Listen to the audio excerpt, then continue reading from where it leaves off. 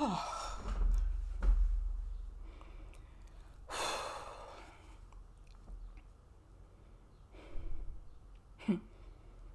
me tell you, my heart is racing, like racing. It is not business as usual.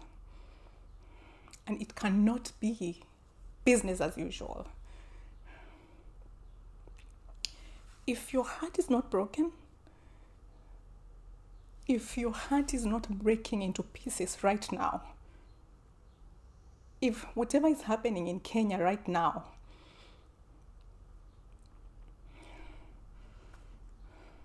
does not break your heart, I don't know what will, honestly, because mine is in pieces.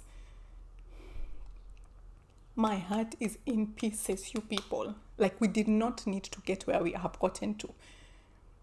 We did not need to be where we are today. We did not have to have so many lives lost. We did not need to see shedding of blood.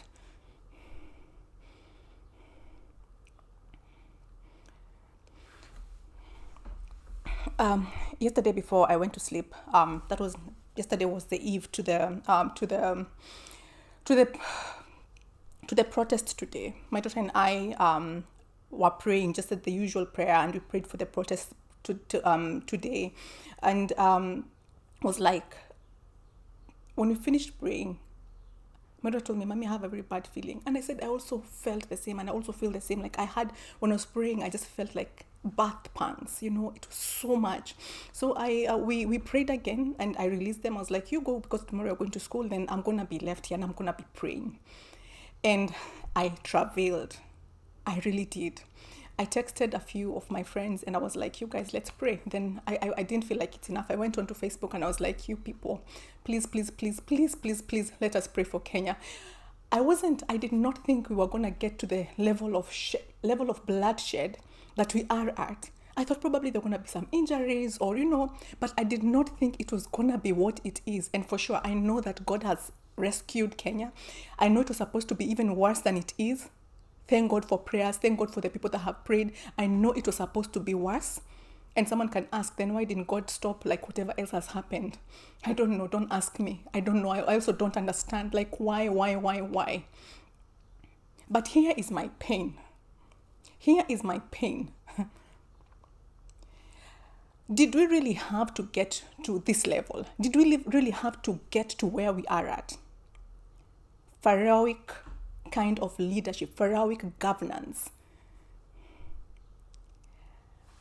I just felt like this is like Pharaoh. The way Moses came and kept saying, let my people go, and he would not listen.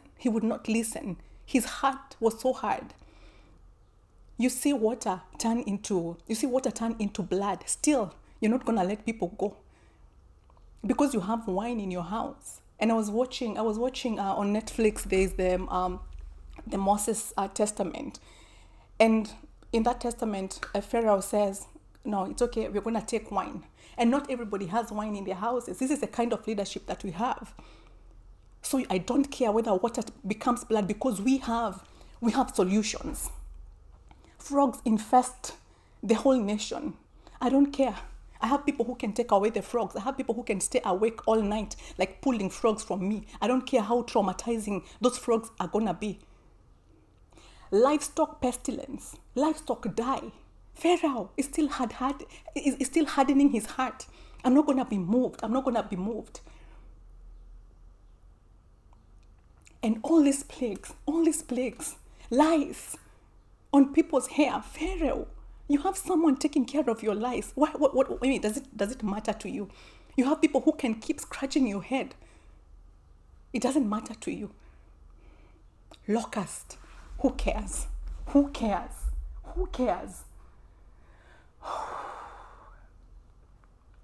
We have flies, we have boils.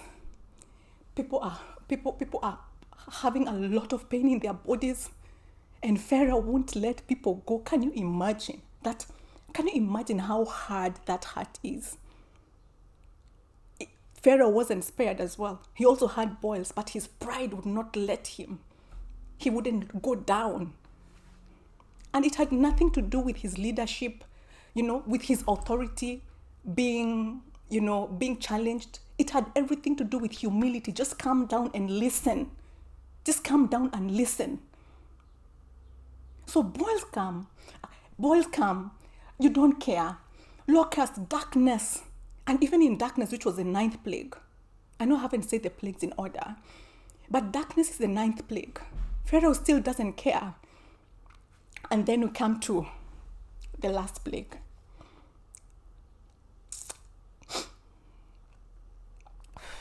The death of firstborns. Why didn't you stop at the frogs? Why didn't you stop at the lice? Why must we get to the death of firstborns? And even then,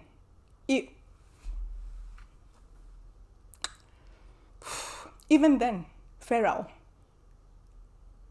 does not release them wholeheartedly. He does just because God had ordained it was going to be 10 plagues. And why I'm saying that is because when the Israelites leave, they are pursued.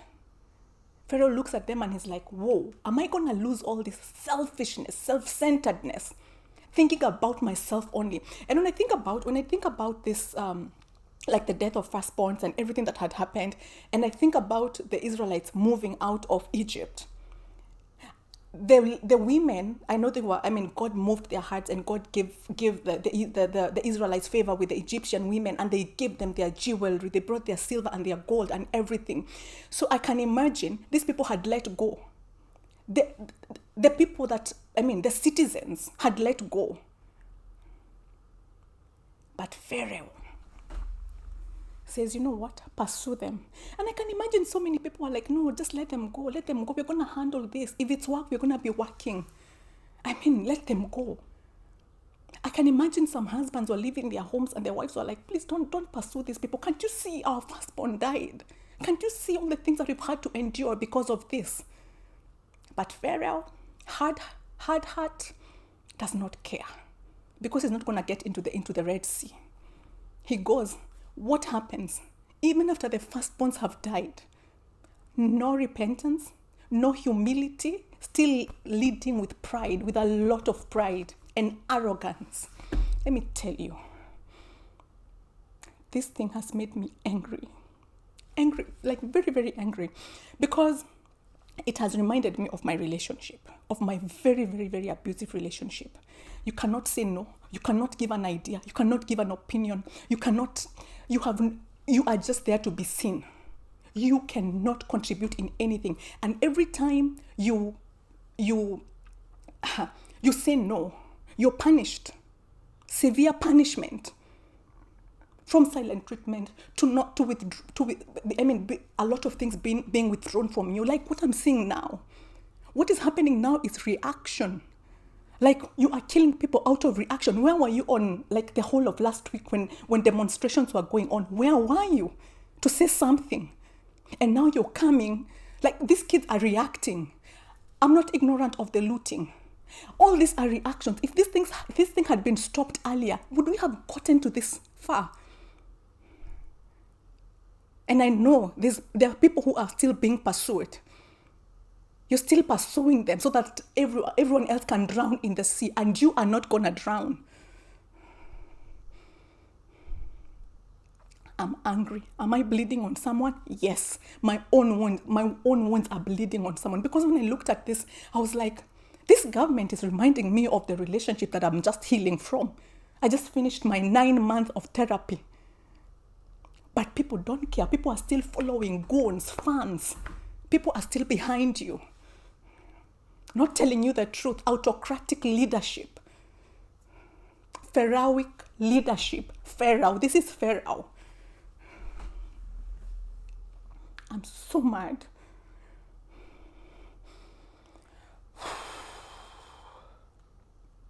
No one had to die. Like really, no child had to die. No young person had to die.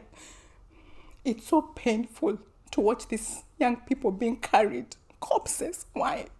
What's their fault? Their fault is just speaking up. And voicing their rights. Honestly. Yeah, this is more. For me, this is just more than everything. I was gonna do a video on the finance bill. I was gonna do a video and raise my concerns and say, you know what? I really wish to see, like, in this finance bill, like, let us build hospice. Let us like build cancer facilities where people who have cancer don't have to pay as much as they do for chemo. You guys, do you know how many people die because they cannot afford chemo? And you're there. 660 for a house renovation. 660 million for a house renovation. Not towards a cancer center. Not towards a school. I don't care, CDF money. You know, most of this CDF money is given, but most of the times, people with money come and buy those checks. So I don't even want to hear about CDF money. Let's hear that high schools are not going to be charged. Like, public high schools are supposed to be free, 100% free. No child is supposed to be done with class 8 and not go to high school. No child is supposed to be deprived of high school education because they cannot afford it. I have been there. I would have been that child. But you're here thinking about yourselves and huge allowances. Then when people come to speak up, you're killing them. Young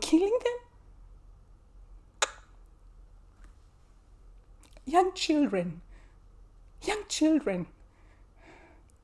People, like, some of them didn't even vote. Some of them had not even had the chance to vote. But they are seeing, and I've always said, like, what we do will always affect generations. These are some people that we voted. Some people that have died. Innocent people. From the first person that died, Rex, to this, I think the second person, I think he's called Evans, 27, 29-year-old. Like, some people just died or have died out of nothing, out of our own. Yeah, now I'm going to go back to us. Like, things that you've said. I've said so many times that our foundations are very important. So we come vote for people because they've come on the ground. They've given us pocket change. We have goons there who come and take advantage of people who don't have, who have no idea of whom to vote for. But because they've pocketed some little money, they come and convince you who to vote for, and you go with euphoria and you're voting for someone. Some people just show up during the, towards the end of towards the end of that term, or the beginning or beginning of, like, campaign, to finish the project that they started, to woo you, to lure you. And we don't think of posterity. We elect so blindly, not thinking of future. And now look at our children. Look at what is happening to our children. They're dead. Those that have died have died. Some are going to have injuries for life. And I've been praying, like, this water that is being sprayed on them. I'm like, I pray that people don't get asthma from all this, from inhaling all this tear gas. We're going to have people who are going to suffer, but why are they suffering? Why are they suffering? Autocratic leadership. There's no democracy. I have lived with no democracy. I know the pain. The pain of people being rallied behind someone and celebrating someone because they look good. Let me not get started. Honestly, yeah, I've said this is personal. When I look at my divorce paper and I look at what is happening in this government, I'm like, this and my divorce is the same. Like, all my accusations are accusations of reaction. Oh, she left. Why did I leave? You move houses without me, and you want me to come. She abandoned the children. When did I abandon the children? You left me. And then now you refuse for me to talk to the children, and then you say I abandoned the children. Like, crazy like this government. Crazy like this government. I am just so mad. I am so mad. This did not have to happen, and this should not continue. But who is going to say that? Who is going to say that? Kids have looted, Parliament has been broken into and banned. But how have we come here? What has brought it to this far? If it had stopped when the first people, when the first people were protesting, if there was a voice, if someone said something, would we have all these damages that we have? Would we have them? I'm very far, and it hurts so much. You want to come and bring you come abroad. What do you pick when you come abroad? What do you pick when you come abroad? Because when I'm here in America, and every time I look at the system, every time I go to the hospital, I don't have to have money. I don't pay hospital for my children, and they are foreigners. They are immigrants, and I don't pay for their hospital bill. They have Medicaid cards. And whoever have an insurance, and whoever else has an insurance. Because it's affordable. You come here, you find people paying, lease certificate, and you want to come and bring the same measures in our country. If you're bringing the same measure, bring even for hospital. Let kids not pay hospital. Let everybody be treated even without being asked for money. Here you go to a hospital, you get in, nobody asks you for money first. You are treated kesi badai. Schools. My children go to school for free. Primary school or middle school and high school. Your child is gonna be in the same school with a pilot's child, with a realtor's child, with a person making the most money. Equality. Unless you want to take your child to a private secondary school or high school. But there is equality. So when you come here and you pick whatever you're picking, make sure you pick everything else. Make sure you take back everything else. Go and make education accessible to everyone. Go and make medication accessible to everybody. Go and make food available for all and sundry. I cannot sleep hungry. There are very many points where food is given for free. This is so tiring, let me tell you. And when you go abroad,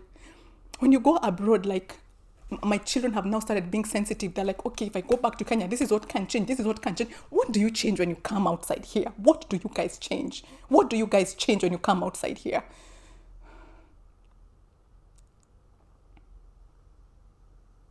Kenya is burning and you are burning Kenya. Stop focusing on the reaction. Focus on the action. Focus on the action.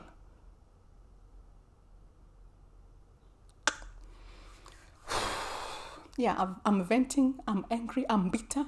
Yes, I am very, very bitter.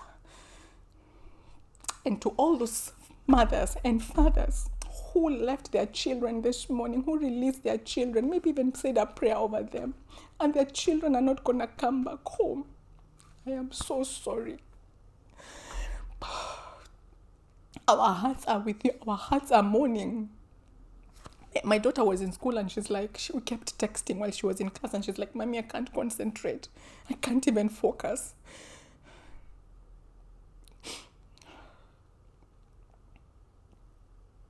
Because we are all affected. Pharaohic leadership, Pharaohic governance. I am sick and tired.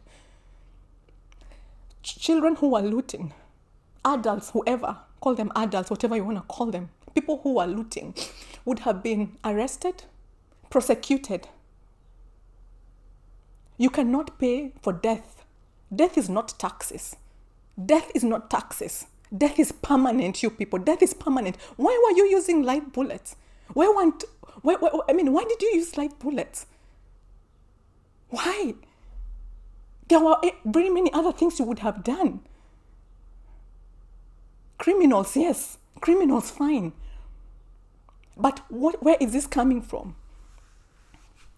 When you come to me for therapy, I'll ask you, and you come and tell me, my wife shouted at me, my wife was screaming at me. I won't go to the screaming. I'll go down to the core issue, what had happened before.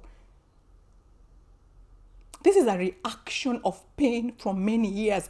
These are people who are jobless. These are people who are done with university. They finished school.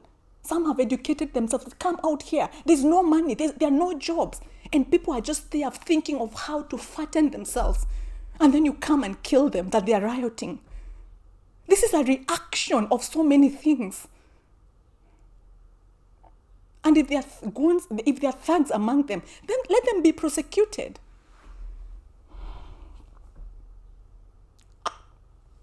I'm done. I mean, I can't be done. I'll continue ranting here. It's annoying. It's sad. I am disappointed in my leadership. No, that is not my leadership. That leadership, I am so disappointed. Toxic relationship. Toxic to the level, to the core. Toxic, toxic, toxic. You know, this has given me, I couldn't even listen to a speech that is being given because it triggered me so bad. It reminded me of my pain. I did not think that a government would remind me of my pain. I mean, there are very many things that trigger you, but I did not think that a government would. This is such a disappointment. Such a disappointment. God bless Kenya. God heal the hearts that are mourning right now. Those families. Heal them, Lord. Heal them, heal them, heal them, heal them. Yeah, I'm done. I'm just mad. I mean, I'm just done. It's so annoying. It's very, very, very annoying. It's very annoying to our young people. I mean, that confidence, that courage, like big up to you all. And to those who have lost their friends, man, you are walking with someone and then you can't see them anymore. You left the house with someone and they're not there. Okay, I've said I'm done so many times, but I'm wondering, do we have psychiatrists and psychologists even in our country? Does the government have people they consult with, like mental health professions to tell you, okay, this can happen, this looting can happen, this can happen. When this happens, this is what is going to happen.